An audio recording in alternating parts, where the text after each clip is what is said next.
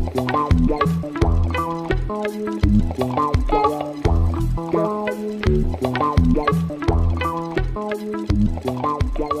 it's a great honor to be here for Guy's birthday. When I first started doing research as a master's student, my master's thesis was on T of 1 and T of B theorems, actually, in Clifford algebras, of all things. But yeah, so I sort of, I started out learning about, these papers of David and Genet and Kochman and Sems and so forth. And I think I first met Guy as a postdoc in 1997 as this famous MSRI program in harmonic analysis. I think the thing that struck me the most is, when you're just starting out, you read all these papers by these famous people, and it's all very intimidating, and then you meet them, and he's the least intimidating person I know, but it's a really good thing. I think you need to know that sort of the leaders in your field are not scary people, most of them anyway. Anyway. So I want to talk about a fun little problem. It's actually a problem which is it's a rare problem which is both open and easy enough to state that even non-mathematicians can at least understand the question. So it's a question of Toeplitz from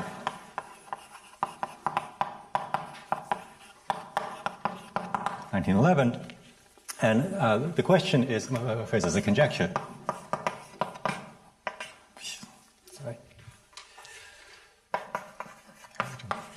The square peg problem, or square peg conjecture for the problem. Okay. Every simple closed curve gamma in the plane, so simple means it doesn't cross itself, and closed means it ends where it starts, inscribes a square.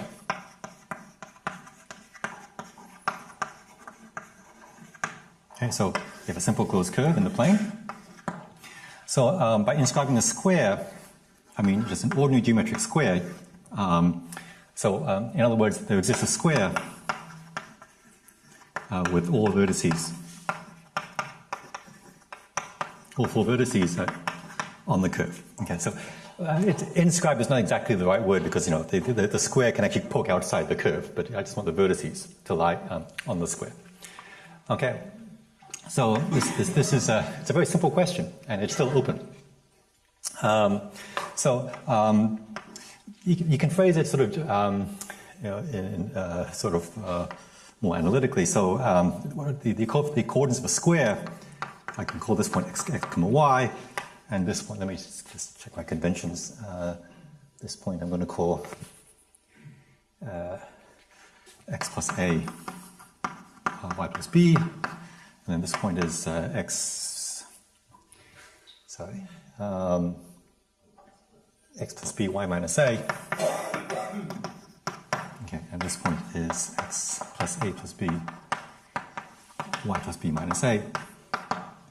Okay, so what you're asking really is can you solve an equation? Can you solve a system of four equations and four unknowns? No.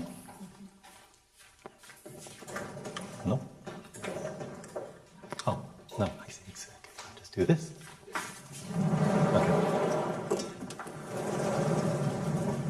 Okay, so in other words, okay, can one find a solution?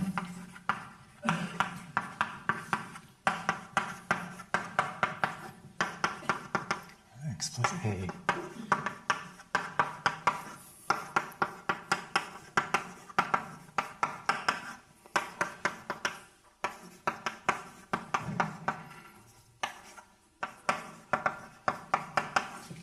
X, Y, A, B are real numbers, and crucially, you don't allow the square to have zero length. Okay, then of course it's trivial. Okay, so yeah, you want to find four real numbers which solve. So each gamma is a codimension one curve. So these are sort of four constraints for four unknowns. So it's not overdetermined or underdetermined. It's a determined question.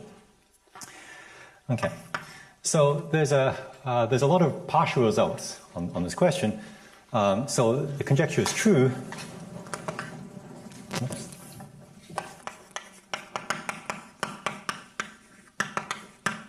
If, for example, if gamma is a convex curve, this is true. This is a result of several people. So Toeplitz first claimed this, didn't quite give a proof. But the gaps in the proof were patched up then by Emk and Zindler. Okay, and the last paper was in 1921. It's true for polygons. A polygonal curve. This is without Hebert. 1914. It's true for piecewise analytic.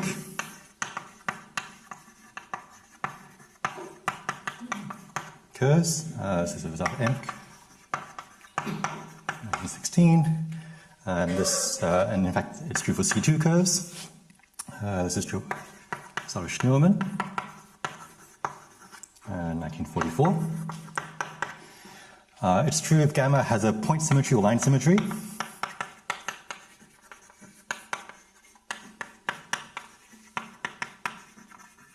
Okay, so if it's symmetric by reflection around either line or point, then it's only true if it's like Niels on the right. In 1995. It's true if your gamma is locally monotone. So around every point, there's a coordinate system where the gamma is the graph of a monotone function, and that's a result of Stromquist. 1989. And very recently, it was shown to be true for C1 curves, and that's a result of Cantarella. Deanne and McCleary in 2014. Okay, so there's a lot of classes of curves for which we know it to be true.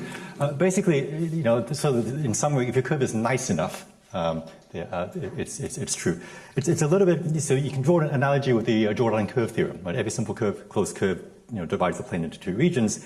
And this is easy if your curve is nice, like a polygon. And the only subtlety with the Jordan curve theorem is that if all you have is C0, yeah, okay, so by curve I mean a C0 curve. Then then the Jordan curve theorem is non-trivial. Yeah, so okay, so there are now many results, and they all have slightly different proofs, but they all sort of have a topological flavor to them, which is not surprising, sort of given the resemblance to the Jordan curve theorem. And more precisely, they have a sort of a homological flavor to them, counting intersection numbers. So, as I said, you're counting you're trying to solve 4 equations in 4 unknowns. If you like, another way of saying it is that you can look at the set of 4 tuples on the curve. So this is just a subset of R to the 8. Okay.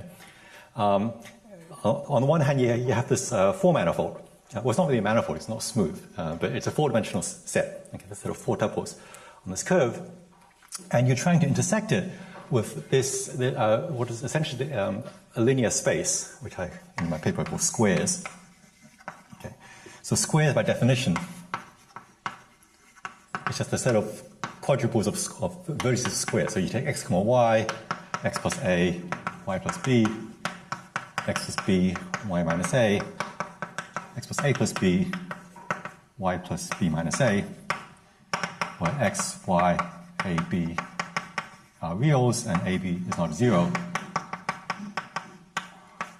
Okay, so this is almost a 4-dimensional linear subspace of R8, except that you remove a 2-dimensional subspace of that, which is the degenerate squares. So you have this 4D subspace, you take out a 2D subspace. So that's a 4 manifold, and so an equivalent way of stating this conjecture is that given any simple closed curve, this 4-dimensional set and this 4-dimensional set have non-empty intersection. That's just a way of reformulating. So the homological approach basically is that the way you can prove something is non-empty is that you just try to count the number of intersection points. You try to just count. You know, so homology tells you if you have 2 4-dimensional objects in 8 dimensions, and in some sense they're transverse, if they're in general position, they should intersect in some finite number of times. You should get some intersection number. And maybe you can orient them, and maybe you can talk about oriented intersection number. And you can try to count the number of intersections. And so the basic strategy of proof, I mean, it's not always phrased in this language, but the basic strategy is to try to show that if you count the intersection between these two sets, okay, show that this intersection is an odd number. Okay, because odd, then this set has to be non-empty. Now, it's well, you know, it's a trivial thing, but it's you know. Now you have to have a caveat now. So actually, the way I've set it up, this is never true because there's a symmetry. This intersection is always a multiple of 4 because if you have a square, you can rotate it, you can permute the vertices. So yeah, modulo symmetries is. Okay, so there's a discrete symmetry of order 4 which you quotient out, but after you quotient that out, this happens to be odd. Okay, and roughly speaking, the reason why this is true is that you can just check one case. You know, for example, if you take an ellipse, you can check that for an ellipse which is not actually a circle. There's one square up to symmetries that you can inscribe in an ellipse. And then you can just sort of use general homology theory arguments that if you deform continuously your curve, and as long as you keep everything in general position, you can show that the parity of this intersection never changes. That you know, as these two curves, as these two four manifolds, well, I mean, this is always fixed. As you deform this four manifold, you can sometimes you can create a pair of intersections, or sometimes two intersections can sort of disappear, but you can't just create one. Okay, so yeah, I mean, if you want to use fancy language, you're using homology of Z2 coefficients or something. But right, and so the okay, so this you can prove for sort of nice general position gamma. So of course, it's not quite true for certain curves. For example, if gamma is a circle, then there's an infinite number of squares. Okay, so and that's because these two four manifolds then are not transverse. Okay, there's a degeneracy. Okay, but as long as it's sort of general position, then you can make this work, and sort of and if things are smooth enough or piecewise polygonal or something, you can make this work. And then to do all these other cases, you try to approximate. Okay, so then, you know, for a more general gamma, you just try to approximate by nice general position gamma, by nicer curves, and take limits. Okay, so if you have some rough curve and you want to show it inscribes a square, you can try to smooth it out, you know, and by some nicer curve for which you can already do something, find squares in the approximation, and then take a limit and hope to, you mumble compactness, and then you should somehow get a square in the limit. And this works in many cases. Okay, and this is why we have all these results. But there is this key problem, which is this set here, the set of all squares, is not compact. Well, it's not compact. It's not closed. It's the more important thing, because of this condition that you don't want your squares to degenerate to 0. So the main enemy is that as you take a rough curve and you approximate with something smoother, these results tell you get a square, but the square could be really tiny. And as you take the limit, the square may degenerate to a point. Okay, and then so all you conclude at the end is that your curve inscribes a point, which is not very interesting. And okay, I mean that can't happen if your curve is nice enough. You know, so if your curve, for example, is C2,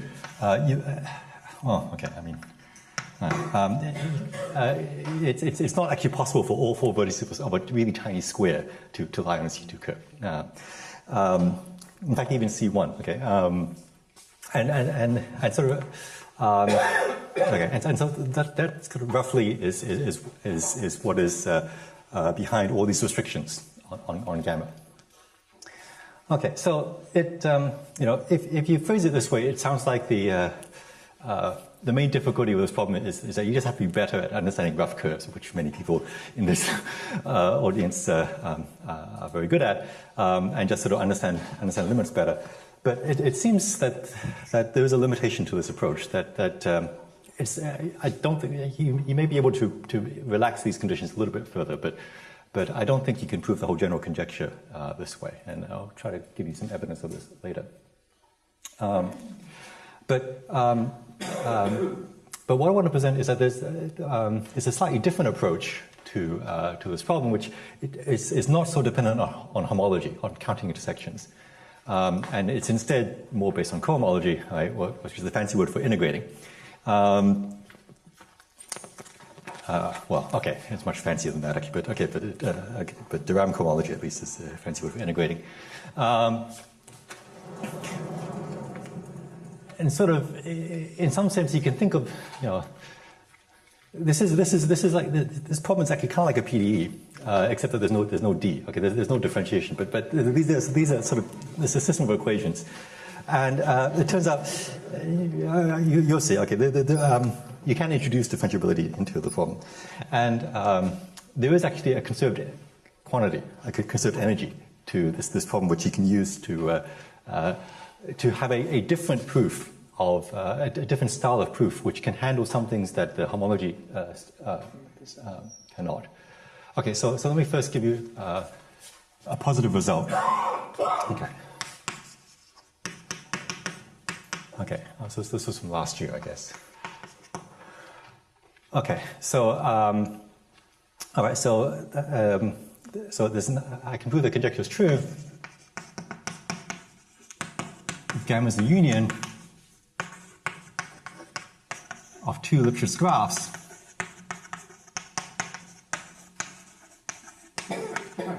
of Lipschitz constant less than 1 minus epsilon, for some positive epsilon. Okay, so if you have two Lipschitz graphs, okay, so one has to lie above the other. Okay, so like T, G of T, T f of T, let's say from T between A and B.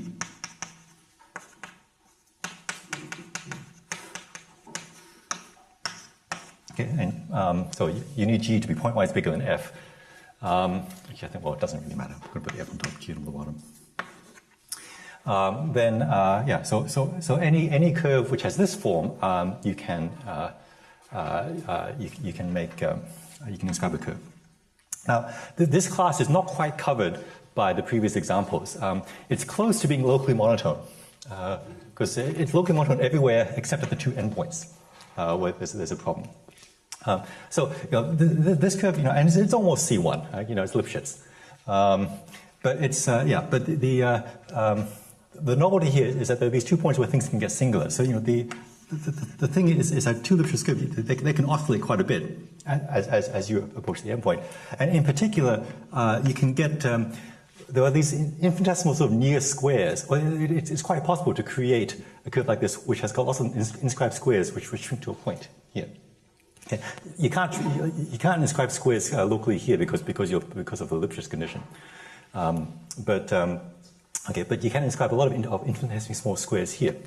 And so the standard strategy does not really work, because if you try to approximate this by a nicer curve, you can get these tiny squares. In fact, you can get infinitely many squares sort of starting to accumulate at the endpoint, and so parity becomes a meaningless concept in the limit. Okay, and so I have a more concrete reason why this class of curves is not able to be covered by this strategy, but I'll talk about that later. Okay, so let me first prove this. So it's basically integration by parts.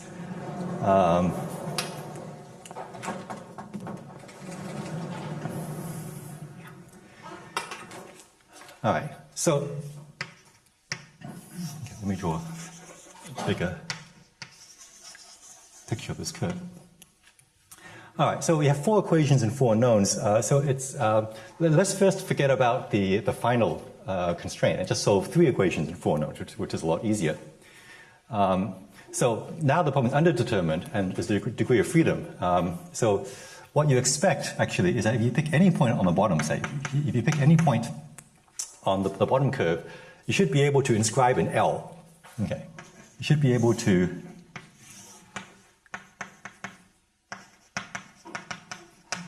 find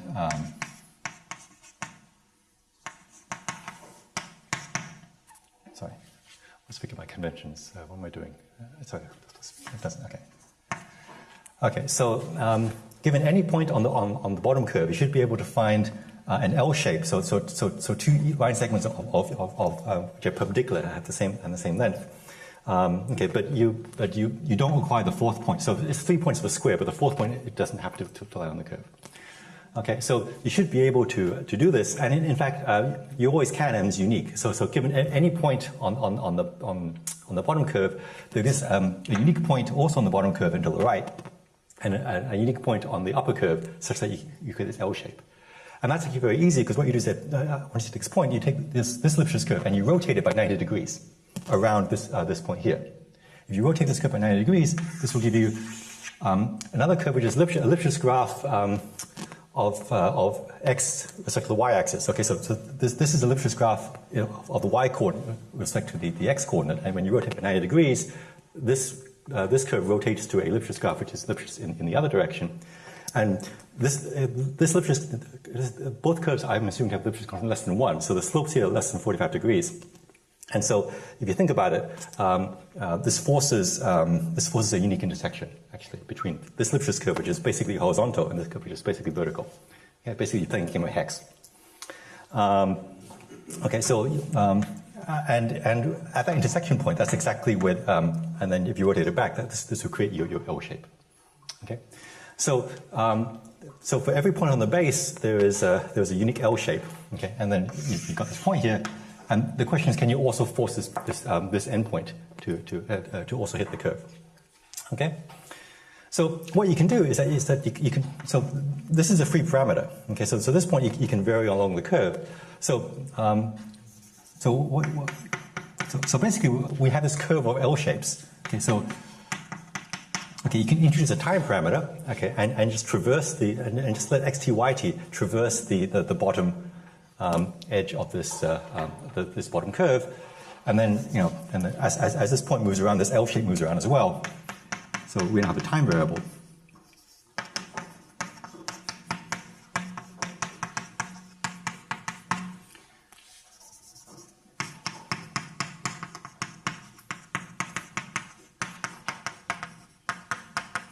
Okay, and then this corner also moves around.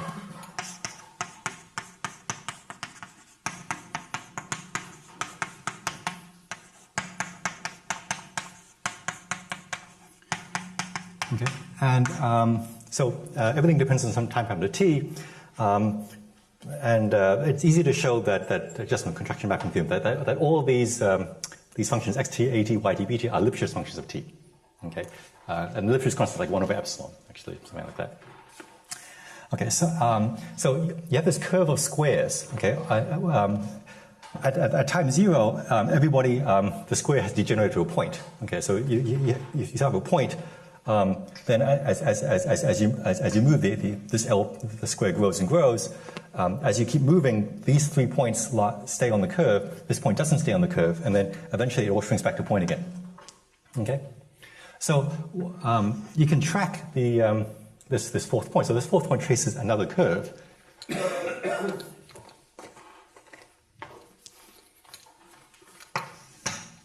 This is the same color. Okay.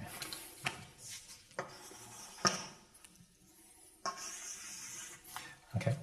And basically what you want to do, okay, so let me say, okay, so gamma consists of 2 curves, gamma 1 and gamma 2, and then there's this extra curve, gamma 3, which is the trajectory of the fourth point of this curve of L shapes.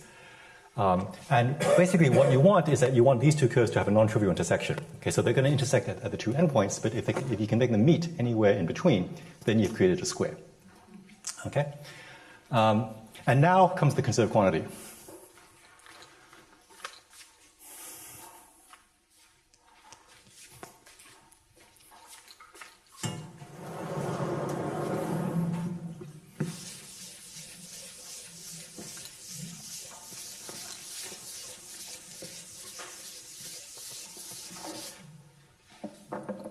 so given any curve, given any, say, Lipschitz or rectifiable curve, gamma, you can talk about the area under the curve. And by the area under the curve, what I mean is I want to integrate this, this one form, y dx.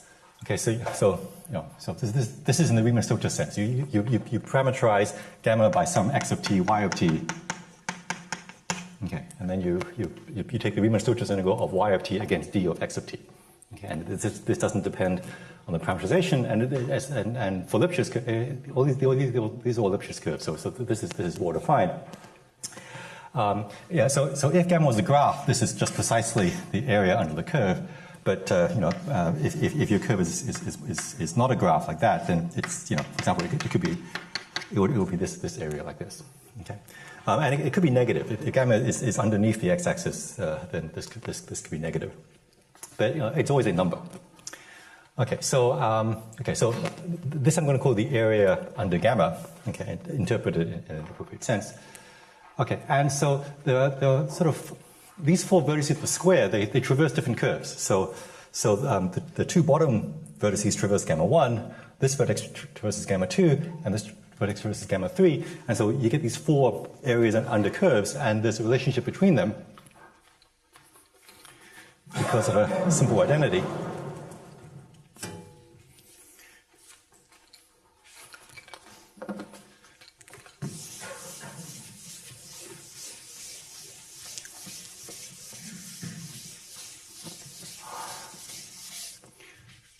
Okay, so you have these four curves, so you can look at y of t dx of t. Okay, so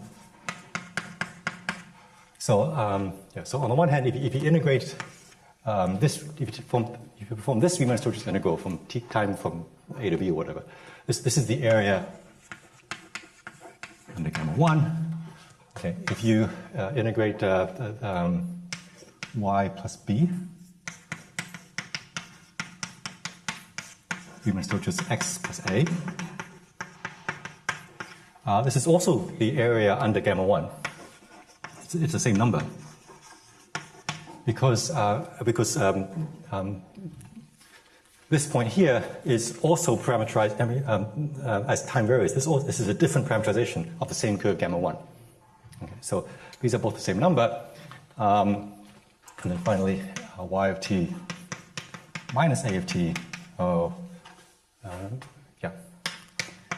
Dx of t minus b of t is the area under gamma 2. Okay. And the final thing, y of t plus b of t minus a of t dx of t plus a of t, so it's the plus. It's the area under gamma.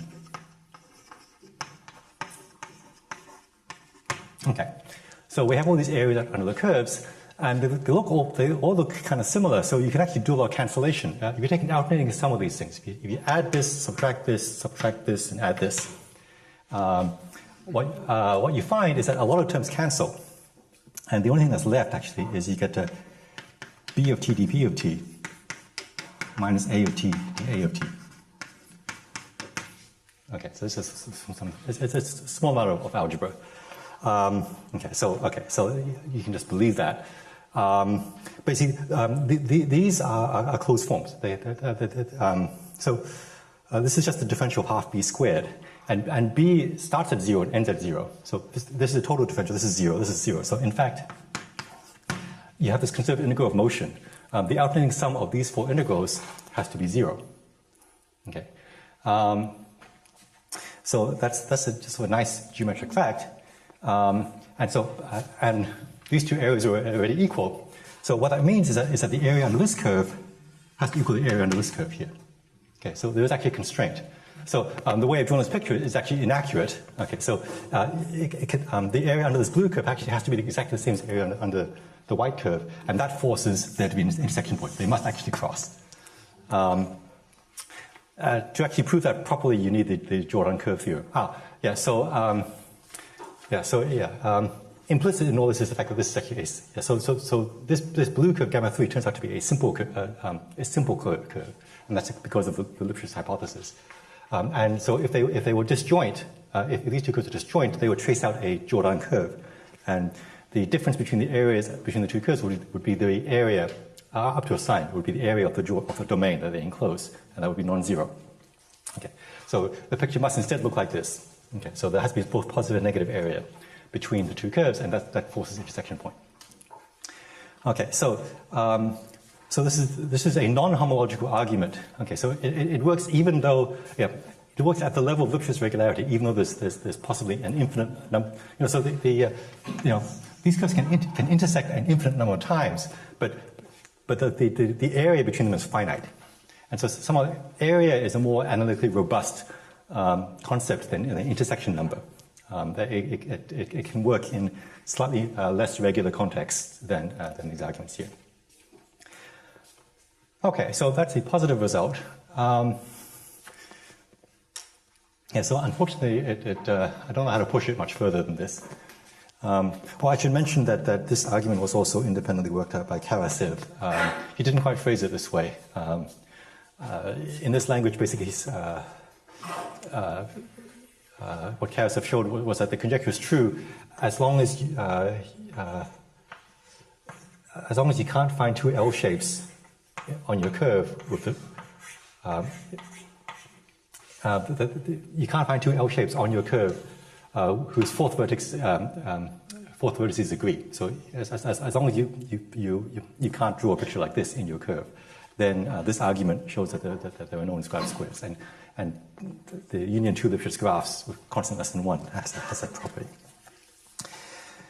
Okay, so all right. So this conjecture has, so far sort of the intuition I've been telling you is that this is a problem which is easy for nice curves and hard for rough curves. But it turns out that that's sort of an illusion. It seems like really the problem is understanding the smooth case better. And so I can introduce a periodic version of the square peg problem.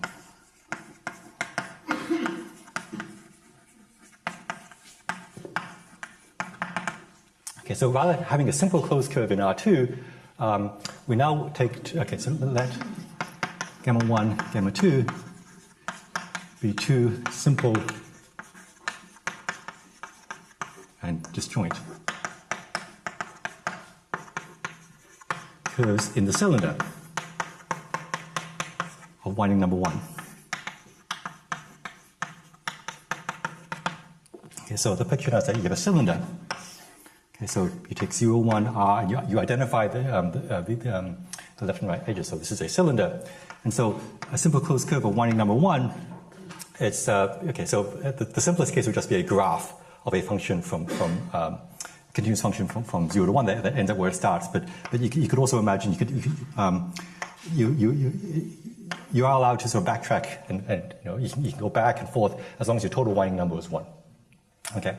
So, so there is a notion of a simple closed curve, gamma 1 and gamma 2. Okay. And you assume that they're disjoint. Okay. And so one of them actually sort of has to lie above the other. There is a Jordan curve theorem in this periodic setting. But whenever you have two simple closed curves, then their union should inscribe a square.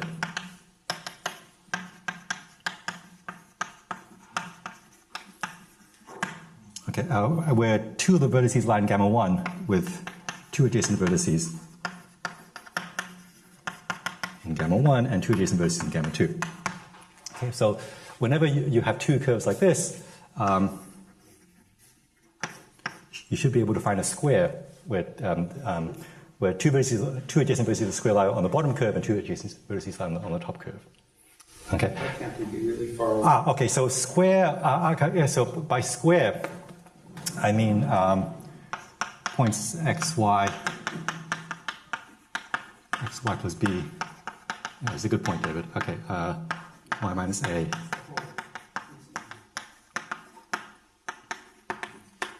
Okay, so where x, I guess, is periodic, y is real, and a and b are real numbers, and I guess, yeah, it's no longer so important, but we can still enforce that they're non-zero. Yeah, so I allow squares to have length bigger than 1. And so this, I'm not going to try to draw it, but you can find squares in the center that don't look like squares, because they wrap around. And yeah, so even if the two curves are really far apart, if you like, you can. And one way to think about it is that if you extend them periodically, then the two infinite curves in the plane will inscribe a square. That's an equivalent way of thinking about it. And so even if they're very far apart, then they inscribe a square. Okay, so this is another conjecture you can make. So actually, related to that, so you can force these to be disjoint, to be degenerate, but actually you don't need these to be disjoint, and it's not important that the square has zero length anymore. You can just take two curves, you can allow them to cross. Well, actually, then it's easy actually if they cross. But okay, but you can allow. You can also pose the problem allowing now the curve to degenerate to zero length, and that's an equivalent conjecture. Because if you have two curves that are not disjoint, you can, as David said, you can just shift one up by a very large distance, and then if you do it large enough, they become disjoint. And then any square that they inscribe, it has to have non-zero length. And then you can take a square there, and then you can push it back down. So so in contrast to the non-periodic problem, you can remove this non-closed constraint, and now the problem becomes closed. And because of this, so one corollary of this now is that for this problem, if you can handle this, if you can prove this for smooth curves or polygonal curves or just nice curves, you get it for free for rough curves. So for this problem, the smooth and rough cases are kind of equivalent, whereas in the original problem, there is really this subtle distinction between the smooth cases and the rough cases. And this conjecture is still open, even say for polygonal curves.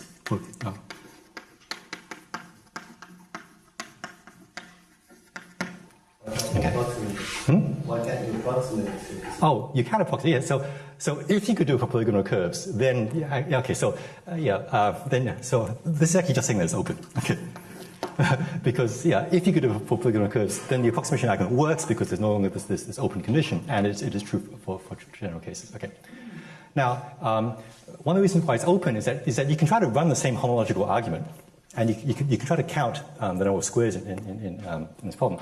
And if you do the homology, the intersection number is now even. And that's useless. Yes, the number of squares is now an even number, and you just can't make any conclusions out of that. Now, it turns out the two problems are related.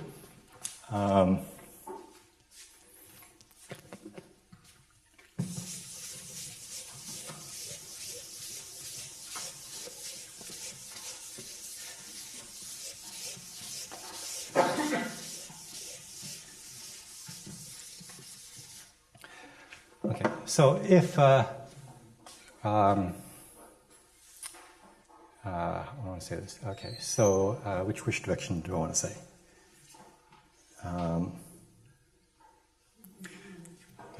So if the original square problem is true, if the original conjecture is true, then actually the periodic square conjecture is true.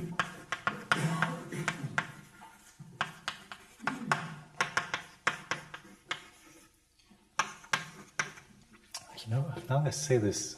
Something is slightly bugging me, but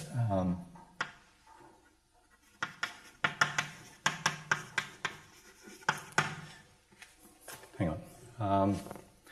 What I'm saying is doesn't quite fit with what I just said. So,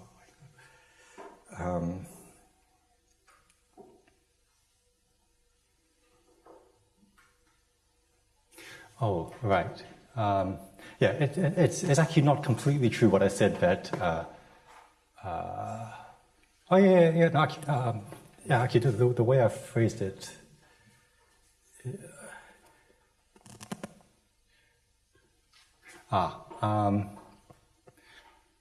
Okay, so there's actually, I oversimplified. There's actually two versions of the periodic square peg problem. So In this version, I'm forcing two vertices to lie on the bottom curve and two vertices to lie on the top curve. You could talk maybe about, so let me call it, there's also sort of a weak version of this conjecture where you don't make that requirement. So you also allow squares to, you also allow, for example, all 4 vertices to lie on the bottom curve, or 3 vertices to lie on the bottom curve and 1 vertex lie on the top curve. That's a weaker conjecture. Now, for that weaker conjecture, you can't easily get rid of the condition that the square degenerates. Because now, no matter, even if you translate these two curves too far apart, it's still possible that you can have sort of arbitrarily small squares. Okay, so for the weak conjecture, there is again a distinction between nice curves and rough curves. Okay, for the strong conjecture, there isn't. Okay, yeah, so actually the connection is that if you know that the square peg conjecture is true, then the weak version of this conjecture, where you allow the squares to lie on just one of the 2 curves or something, is true for nice curves. Nice I won't quite define, but for example, polygons would suffice. This is actually a fairly simple observation.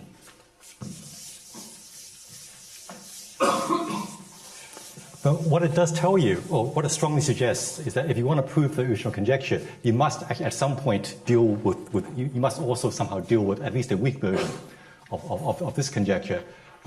And this is a conjecture in which the homological arguments just do not work.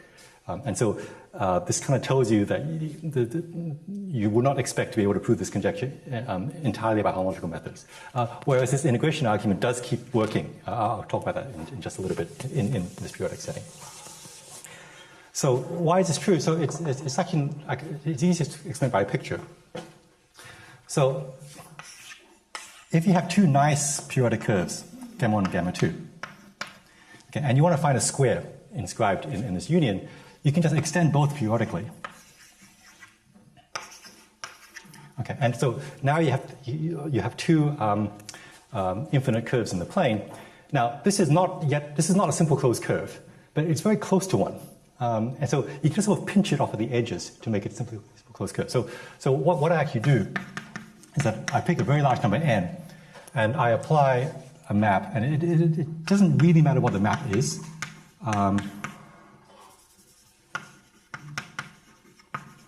Okay, but it turns out that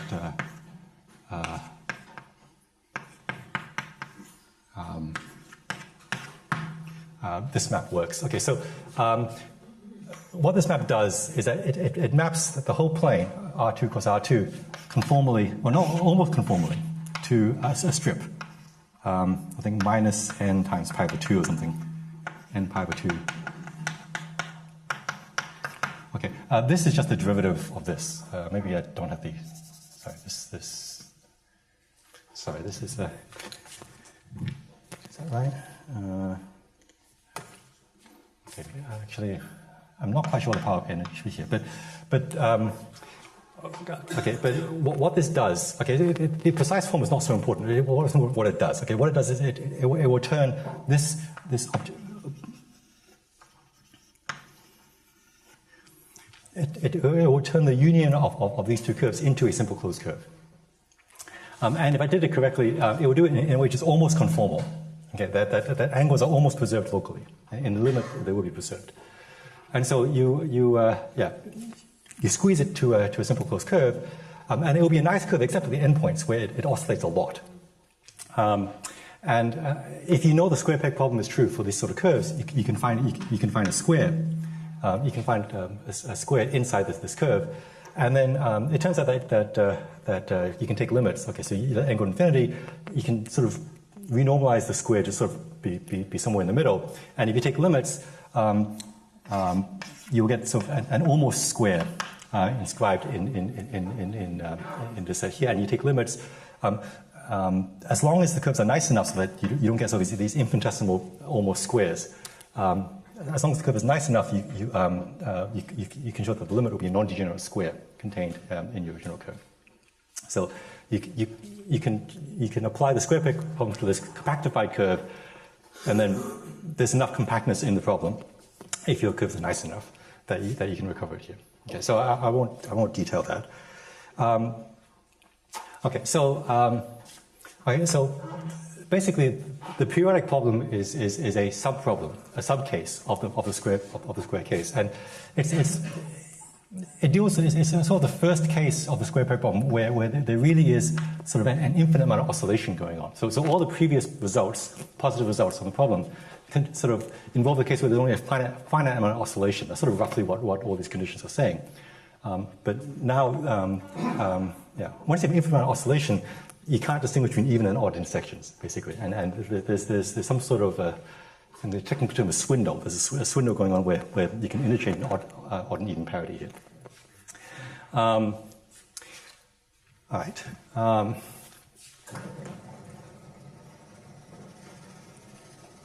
So the homological arguments don't work anymore in the periodic setting, but the integration argument still works. So exactly the same argument that I gave before gives you that the periodic square product problem in the strong form is true if the two curves gamma 1 and gamma 2 are 1 minus epsilon Lipschitz graphs. Okay, so if your two curves are graphs of Lipschitz functions and the slope is never bigger than 45 degrees minus epsilon, then exactly the same argument basically works. You can show that you can still define notion of area under a curve and so forth. By integrating, you still have this from y dx. That still makes sense. Okay. Now, there's actually, this is in some sense a bilinear version of, so the square peg you can think of as a linear problem in some sense. Well, it's not actually linear, but it has just one curve as input. And this is a bilinear version without the linear, because there's two curves. But there's actually a quadrilinear version, which I think should be true. So in fact, I conjecture a stronger version. So instead of having two curves, there should actually be a version of four curves. Okay, so let gamma 1, gamma 2, gamma 3, gamma 4 be four simple closed curves.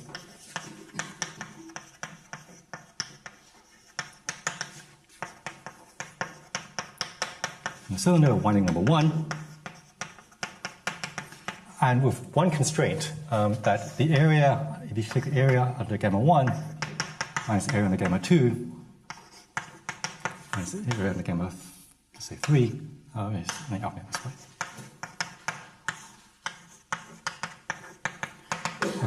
so I need this particular outer Engsub integrals to be 0. Then there exists a square xy, x plus a, y plus b, x plus a plus b, y plus b minus a, x plus b, y minus a, where the first guy lies in gamma 1, second guy lies in gamma 2, third guy lies in gamma 3, fourth guy lies in gamma 4. Okay, so given any four curves now, but with this area constraint, so the outer Engsub of the areas must sum to 0. Let's say gamma 1, gamma 2, gamma 3, gamma 4, something like that. You can always find a square. Actually, no, gamma 4, gamma 3, this is better. Okay. Yeah. You can always find a square where the first vertex lies in gamma 1, second guy lies in gamma 2, third guy lies in gamma 3, and the fourth guy lies in gamma 4, when traversed in a, say, counterclockwise order. Okay.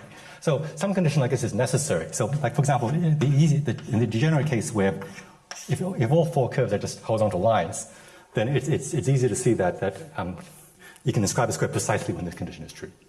Because the four y coordinates of a square, the outer Engsub is always 0. Okay. And so this is in some sense a perturbation of that claim. So if you can prove this conjecture, which I believe to be true, that would imply the strong version of the periodic square peg problem. That corresponds to the case when two of the curves are equal and the other two curves are equal. And so the outer condition is automatically satisfied. So this I believe to be true. The same argument as before is that this conjecture is true if all four curves are Lipschitz with constant 1 minus epsilon. Okay, so if you have nice enough curves, this is a true statement. As the moment you have this equality, you're forced to have a square. But I can't prove it in general. And again, it's open even for polygonal curves. If you can prove it for polygonal curves, you can prove it in general by a limiting argument. And in fact, it's true even, so it's open, okay, so it's true also if two of the curves are horizontal.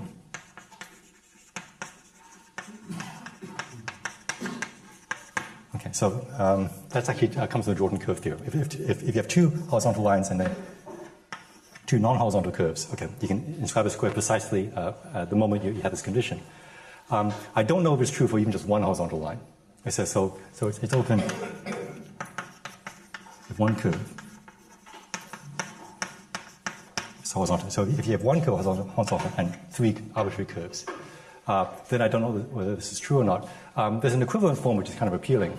So maybe, so in that special case, which I think, so this I think is actually the correct model problem if you want to solve this problem.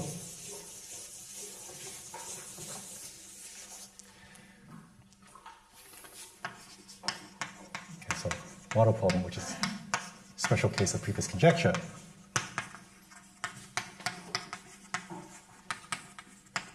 Okay, that if you have three curves, if gamma 1, gamma 2, gamma 3 are three curves, simple closed.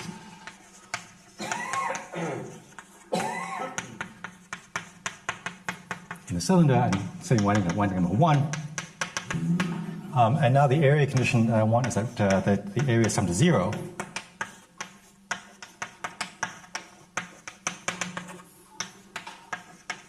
Okay.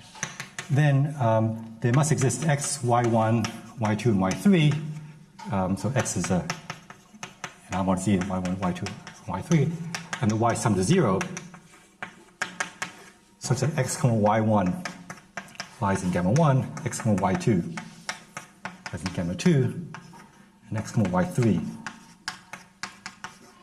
lies in gamma 3. Okay, so let's draw a little picture here.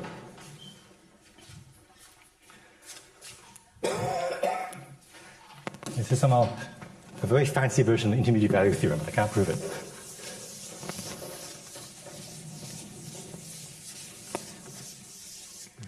So on the cylinder, if you have three curves, gamma 1, gamma 2, gamma 3, and the area, the signed area under all three curves sum to 0, then somewhere there's a point x and a point xy1, xy2, xy3, where the y coordinates sum to 0 at that point. So if the area is sum to 0, then there must be some point where locally things sum to 0. So if all three of these curves were actually graphs, then this just follows an intermediate value theorem. But yeah, the problem is that the curves are allowed to backtrack, and there's some combinatorics going on here which I don't understand. Well, I can phrase it. I can. So this problem is actually purely combinatorial in some sense, actually. In my paper, I have a rather complicated equivalent combinatorial formulation of this question that has nothing to do with curves. It just has to do with sets of numbers and their sign patterns, which sums are 0, which sums are positive, which sums are negative. So this question is equivalent to, so the previous conjecture, do I still have it? Yeah. So if you take this previous conjecture and you set one of the curves to be horizontal, this conjecture is actually equivalent to this conjecture after a linear change of variables. There's a simple linear. You have to shear two of the curves by 45 degrees, this problem is actually an equivalent form of a special case of this problem. So this, I think, is really the model problem. And again, it suffices to understand this for like polygonal paths. In fact, even paths that are just vertical and horizontal lines. Really, that's really. If you can do that case, you can do everything. And that's why there's a combinatorial version. I mean, you can phrase this as a purely combinatorial statement. Very complicated, but purely combinatorial statement. But this, I think, is the remaining obstacle. If you can solve this problem, then there's a real chance you can do the whole thing. Anyway. Okay, so thank you very much for your attention.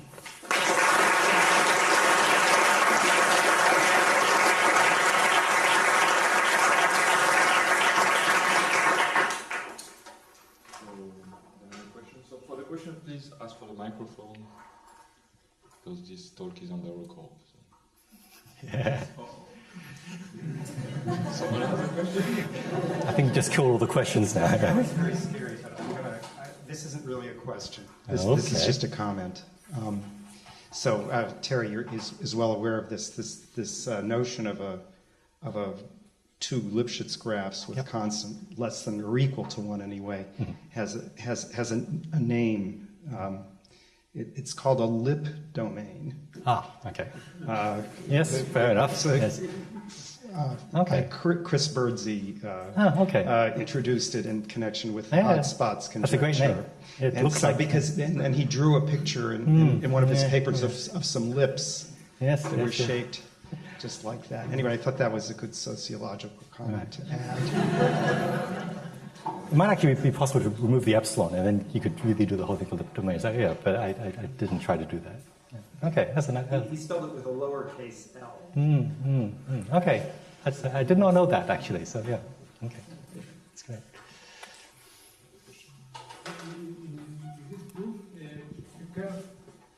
The curve gamma 3 is also Lipschitz? Yes. So the Lipschitz constant is like 1 over epsilon. Well, it's a Lipschitz curve. It's no longer a graph. It can go backward. It can go backwards, but it is parameterized by functions whose Lipschitz constant is like 1 over epsilon. So it is still rectifiable. And crucially, it is simple. Actually, yeah. Maybe I have a question. So there are a lot of possibilities of generalization, obviously, like taking triangles instead of squares, or I don't know, other polygons, or does this techniques can apply also? Right. Yeah. So it's important that the number of equations and the number of constraints are sort of the same. If there's too many equations, then it's going to be false. And there's too few, then it's easy. So like it's like if you wanted to describe a rectangle, for example, it's almost trivial. So there is a survey article, so in the notices of AMS, there's a survey article by Benjamin Matschke. I should have said this earlier. If you're interested in this question.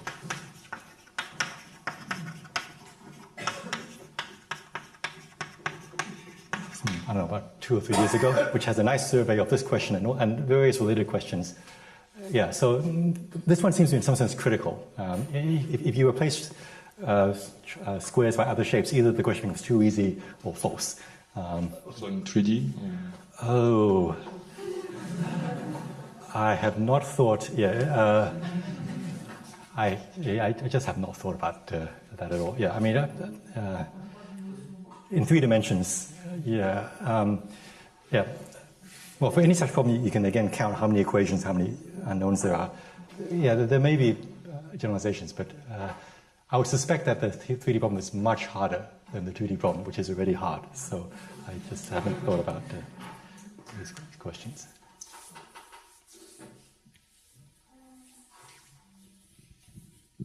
Well, there is no other questions. Perhaps we can thank the speaker again. Thanks.